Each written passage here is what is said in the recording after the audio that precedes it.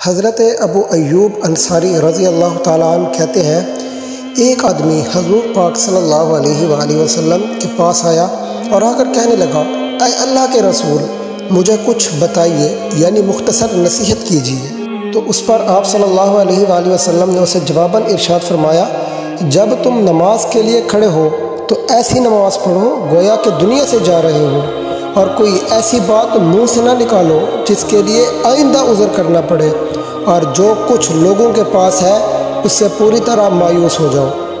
یہ روایت سنن ابن ماجہ شریف حدیث نمبر 4171 میں موجود ہے۔ میرے دوستوں، اس حدیث شریف کو سنانے کا مقصد یہ ہے کہ اس پر غور و فکر کیا جائے اور اس سے کچھ نتیجہ اخذ کیا جائے، اس سے کچھ سبق لیا جائے۔ تو میرے دوستوں، اگر ہم غور کریں تو اس حدیث شریف میں 3 پوائنٹس ہیں۔ پوائنٹ نمبر 1 کہ ایسی نماز پڑھو کہ یہ تمہاری آخری نماز ہے۔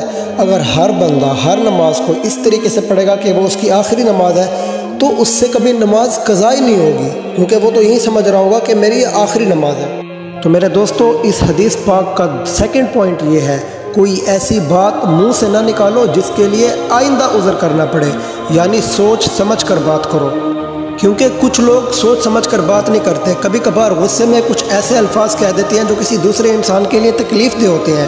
اس لیے تو اس حدیث پاک میں ارشاد ہے کہ ایسی بات منہ سے نہ نکالو جس کے لیے آئندہ عذر کرنا پڑے۔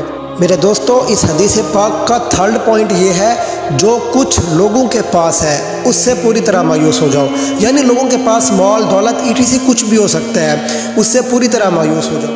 کیوں مایوس ہو جاؤ؟ کیونکہ اگر آپ ایسا نہیں کریں گے تو آپ حسد جیسی بیماری میں مبتلا ہو جائیں گے جس کا کوئی علاج نہیں ہے۔ تو اسی لیے حضور پاک صلی اللہ علیہ وآلہ وسلم نے فرمایا، جو کچھ لوگوں کے پاس ہے اس سے پوری طرح مایوس ہو جاؤ، کیونکہ قرآن کریم میں مال اور دولت کو فتنہ قرار دیا گیا ہے۔ آج کا ٹاپک یہیں ختم ہوتا ہے۔